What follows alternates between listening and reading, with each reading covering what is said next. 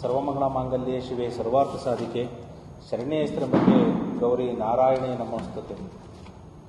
ಏನು ಶ್ರೀ ವಾಸವಿ ಕನಿಕಾ ಪರಮೇಶ್ವರಿ ಅಮ್ಮನವರ ಪುನಃ ಪ್ರತಿಷ್ಠಾಪನಾ ಅಷ್ಟಬಂಧ ಬ್ರಹ್ಮ ಕುಂಭಾಭಿಷೇಕ ಶಿಖರ ಕುಂಭಾಭಿಷೇಕ ಮಹೋತ್ಸವ ಹಾಗೂ 70ನೇ ವರ್ಷ ಪೂರ್ತಿಯಾಗಿರೋದ್ರಿಂದ ಈ ಒಂದು ಕಾರ್ಯಕ್ರಮ ಇಟ್ಕೊಂಡಿದ್ದೀವಿ. ಪುನಃ ಪ್ರತಿಷ್ಠಾಪನಾ ಮಹೋತ್ಸವ ಕಾರ್ಯಕ್ರಮ ಇಟ್ಕೊಂಡಿದ್ದೀವಿ. ಈ ಕಾರ್ಯಕ್ರಮ 1/4/2026 ಬುಧವಾರದಿಂದ 3/4/2026 ಶುಕ್ರವಾರದವರೆಗೂ ಈ ಕಾರ್ಯಕ್ರಮ ನಡೀತಾ ಇದೆ. ಈ ಕಾರ್ಯಕ್ರಮಕ್ಕೆ ಶೃಂಗೇರಿ ಶಾರದಾ ಪೀಠದ ಜಗದ್ಗುರುಗಳಾದಂತಹ ಭಾರತೀ ತೀರ್ಥ ಮಹಾಸನ್ನಿಧಾನಗಳವರ ಕರ ಸಂಜಾತರಾದಂಥ ವಿಧುಶೇಖರ ಭಾರತಿಗಳು ಈ ಕಾರ್ಯಕ್ರಮಕ್ಕೆ ಆಗಮಿಸ್ತಾ ಇದ್ದಾರೆ. ಅವರ ಕೈಯಿಂದ ಶಿಖರ ಕುಂಭಾಭಿಷೇಕ ಹಾಗೂ ಬ್ರಹ್ಮ ಕುಂಭಾಭಿಷೇಕ ಕಾರ್ಯಕ್ರಮ ನಡೀತಾ ಇದೆ. ಅದೇ ರೀತಿ ಅವರು 2ನೇ ತಾರೀಕು ಸಂಜೆ 4 ಗಂಟೆಗೆ ಪುರಪ್ರವೇಶ ಆಗುತ್ತೆ. BRT ಭವನದಲ್ಲಿ ಪೂರ್ಣಕುಂಭ ಸ್ವಾಗತದೊಂದಿಗೆ ಧೂಳಿಪಾದ ಪೂಜೆ, ಫಲಸಮರ್ಪಣೆ, ಅದಾದ ನಂತರ ಸ್ವಾಗತ ಭಾಷಣ, ಅದಾದ ಮೇಲೆ 2 ಕಾರ್ಯಕ್ರಮ ಇಟ್ಕೊಂಡಿದ್ದೀವಿ. ಒಂದು ಕಲ್ಯಾಣ ವೃಷ್ಟಿಸ್ತವ ಸ್ತೋತ್ರ ಸಮರ್ಪಣೆ, ಅದಾದ ಮೇಲೆ ಕನಕಧಾರ ಸ್ತೋತ್ರದ ಒಂದು ಕಿರು ನಾಟಕವನ್ನು ಶ್ರೀಗಳ ಮುಂದೆ ಪ್ರಸಾರ ಮಾಡುತ್ತಿದ್ದೇವೆ. ಅದಾದ ಮೇಲೆ ಈ ಕಾರ್ಯಕ್ರಮ ಮುಗಿದ ಮೇಲೆ ಚಂದ್ರಮೌಳೇಶ್ವರನ ಪೂಜೆ 8 ಗಂಟೆಗೆ ಶುರುವಾಗುತ್ತೆ. ಚಂದ್ರಮೌಳೇಶ್ವರನ ಪೂಜೆ ಆದ ಮೇಲೆ ಬಂದಂತಹ ಪಾದಪೂಜೆ ಮಾಡಿದಂಥ ಭಕ್ತಾದಿಗಳಿಗೆ ಆ ಭಿಕ್ಷಾ ಫಲಸಮರ್ಪಣೆ ಫಲಮಂತ್ರಾಕ್ಷತೆ ಗುರುಗಳು ಕೊಡ್ತಾ ಇದ್ದಾರೆ. 3ನೇ ತಾರೀಕು ಬೆಳಗ್ಗೆ 9 ಗಂಟೆಗೆ 9ರಿಂದ 10 ಗಂಟೆಗೆ ಶಿಖರ ಕುಂಭಾಭಿಷೇಕ ಬ್ರಹ್ಮ ಕುಂಭಾಭಿಷೇಕ ನಡೆಯುತ್ತೆ ಶ್ರೀಗಳ ಕಡೆಯಿಂದ. ಅದಾದ ನಂತರ ಶಂಕುಸ್ಥಾಪನಾ ಕಾರ್ಯಕ್ರಮ, ವಾಸವಿ ಭವನದ ಶಂಕುಸ್ಥಾಪನಾ ಕಾರ್ಯಕ್ರಮ ನಡೀತಾ ಇದೆ. ಅದಾದ ಮೇಲೆ ಗುರುಗಳಿಂದ ಅನುಗ್ರಹ ಭಾಷಣ ಆ ದಿನ ನಡೆಯುತ್ತೆ ಅವತ್ತು 3ನೇ ತಾರೀಕು. ಅದಾದ ಮೇಲೆ ಬಂದಂಥ ಭಕ್ತಾದಿಗಳಿಗೆ ಫಲಮಂತ್ರಾಕ್ಷತೆಯ ಒಂದು ಕಾರ್ಯಕ್ರಮ ಆ ಗುರುಗಳ ಒಂದು ಕಡೆಯಿಂದ ನಡೀತಾ ಇದೆ. ಇದರ ತನಕ ಈ ಒಂದು ಕಾರ್ಯಕ್ರಮಕ್ಕೆ ನಾವು ಒಂದು ಸಣ್ಣ ಮಠ ಅಂತ ಅಂದ್ಕೊಂಡಿದ್ವಿ.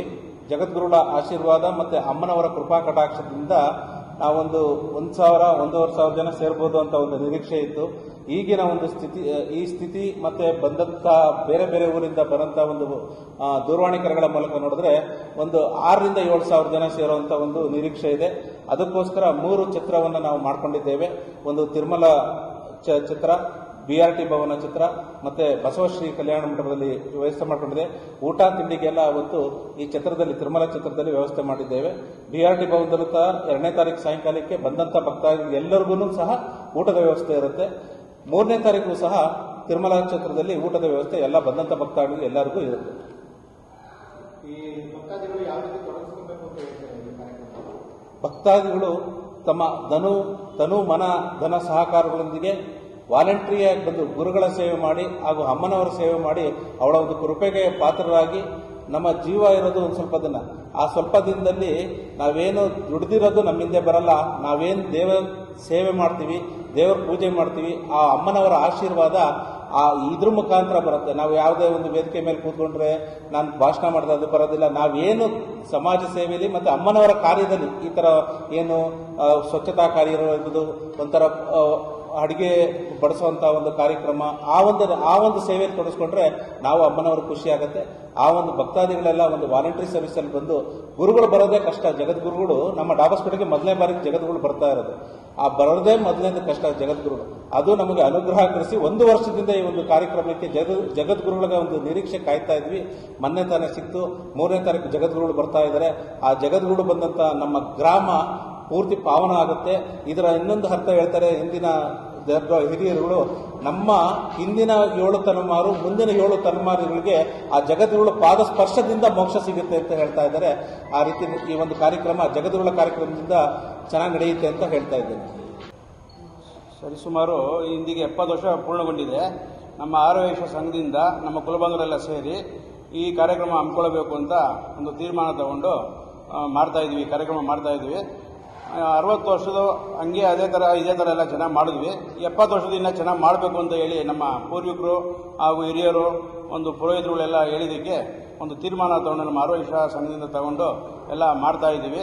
ಇವತ್ತಿಗೆ 70 ವರ್ಷ ಅಂದರೆ ಒಂದು 52ರಿಂದ 55 ವರ್ಷ, 1955 ವರ್ಷದಿಂದ ಇಲ್ಲಿವರೆಗೂ ಎಲ್ಲ ನಮ್ಮ ಹಿರಿಯರು ಪ್ರತಿಯೊಂದು ದಿನ ಪ್ರತಿಯೊಂದು ಪೂಜಾ ಕಾರ್ಯಕ್ರಮ, ಪ್ರತಿಯೊಂದು ಶುಭ ಕಾರ್ಯ ಹಾಗೂ ಹಬ್ಬದ ಕಾರ್ಯಕ್ರಮ ನಡ್ಸ್ಕೊಂಡು ಬಂದಿದ್ದೀವಿ. ಯಾವುದೂ ಬಿಟ್ಟಿಲ್ಲ, ಪ್ರತಿಯೊಂದು ಮಾಡ್ಕೊಂಡು ಬಂದಿದ್ದೀವಿ. ಈ ದಿನವೂ ಅದೇ ಥರ ಎಲ್ಲ ಮಾಡ್ಕೊಂಡು ಹೋಗ್ತಾ ಇದ್ದೀವಿ. ಇದನ್ನು ಒಂದು 70 ವರ್ಷ ಒಂದು ನಮ್ಮ ಜಗದ್ಗುರುಗಳಾದಂಥ ಶೃಂಗೇರಿ ಜಗದ್ಗುರುಗಳಾದಂಥ ಕರೆದು ನಾವು ಈ ಕಾರ್ಯಕ್ರಮವನ್ನು ನೆರವೇರಿಸ್ತಾ ಇದ್ದೀವಿ. ಸರ್, ಆರ್ಯವೈಶ್ಯ ಮಂಡಳಿಯವರು ಈ ಧಾರ್ಮಿಕ ಕಾರ್ಯಕ್ರಮಗಳಂದ್ರೆ ಒಗ್ಗೂಡಿ ಮಾಡುವುದು ಪ್ರತೀತಿ. ನವಲ್ಪೇಟೆಯಲ್ಲೂ ಎಲ್ಲ ನಮ್ಮ ಮಹಿಳಾ ಮಂಡಳಿ ಇರ್ಬೋದು, ಎಲ್ಲರೂ ಕೂಡ. ಸೊ ಇವಾಗ ಯಾವ ಥರ ತೊಡಗಿಸ್ಕೊಂಡಿದ್ರೆ, ಏನೆಲ್ಲ ತಯಾರಿ ಮಾಡಿದ್ದಾರೆ? ಈ 3 ದಿನ ಕಾರ್ಯಕ್ರಮಕ್ಕೆ ನಮ್ಮ ಆರ್ವೇಶ್ ಸಂಘ, ವಾಸವಿ ಮಹಿಳಾ ಮಂಡಳಿ, ಆಮೇಲೆ ಲಕ್ಷ್ಮೀಪ್ರಿಯಾ ಭಜನಾ ಮಂಡಳಿ, ವಾಸವಿ ಸಂಘ, ವಾಸವಿ ಬಾಯ್ಸ್ ಹಾಗೂ ಸಿದ್ದೇಶ್ವರ ಸ್ವಾಮಿ ಆರ್ವೇಶ ಸಂಘದಿಂದ ಎಲ್ಲ ಪದಾಧಿಕಾರಿಗಳು ಹಾಗೂ ನಮ್ಮ ಡಾಸ್ಪೇಟೆ ಎಲ್ಲ ಕುಲ ಬಂಧುಗಳೆಲ್ಲ ಸೇರಿ ಈ ಕಾರ್ಯಕ್ರಮನ ಒಗ್ಗಟ್ಟಿಂದ ಸೇರಿ ಎಲ್ಲ ಮಾಡ್ತಾ ಇದ್ದೀವಿ. ಬಹಳ ಕಡೆಯಿಂದ ಎಲ್ಲ ಊರುಗಳಿಂದ ನಮ್ಮವರು ಹಾಗೂ ಬ್ರಾಹ್ಮಣವರೆಲ್ಲ ಪ್ರತಿಯೊಬ್ಬರು ಬರ್ತಾ ಇದ್ದಾರೆ. ಈ ಸೇವೆನ ಚೆನ್ನಾಗಿ ಮಾಡಬೇಕು ಅಂತ ಮಾಡಿ ಇದನ್ನು ಮಾಡಿಕೊಡ್ತಾ ಇದ್ದೀವಿ. ಮುಂದಿನ ದಿನ ಈಗ ಒಂದು ಶಂಕುಸ್ಥಾಪನೆ ಮಾಡಿಸ್ತಾ ಇದ್ದೀವಿ. ಮುಂದೆಗಡೆ ಒಂದು ವಾಣಿಜ್ಯ ಸಂಕೀರ್ಣ ಅಂತ, ವಾಸವಿ ಭವನ ಅಂತ ಮಾಡ್ತಾ ಇದ್ದೀವಿ.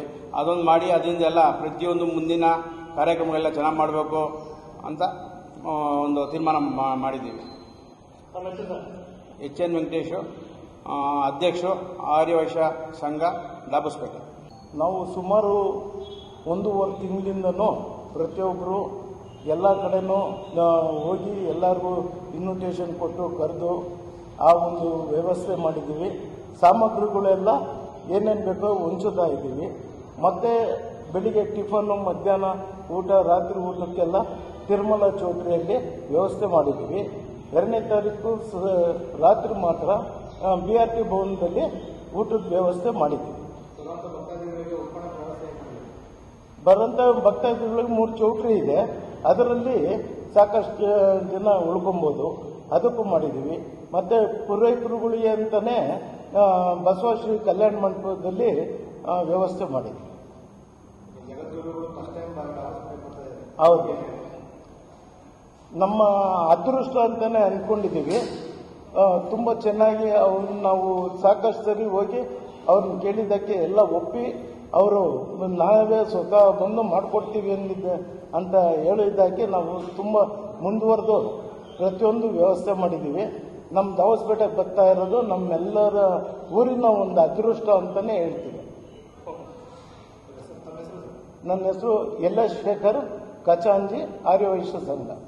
ನೀವು ಸಣ್ಣ ಆಗ್ಬೇಕಲ್ವಾ? ಅದು ಒಂದು ಉತ್ತಮ ಆಹಾರದಿಂದ ಸಣ್ಣ ಆಗ್ಬೇಕಲ್ವಾ? ಪ್ರತಿದಿನ ನಮ್ಮ ಜೀನಿ ಸ್ಲಿಮ್ನ ಯೂಸ್ ಮಾಡಿ ಯಾವುದೇ ಸೈಡ್ ಎಫೆಕ್ಟ್ ಇಲ್ದಂಗೆ ನೀವು ಸಣ್ಣ ಆಗ್ತೀರಾ.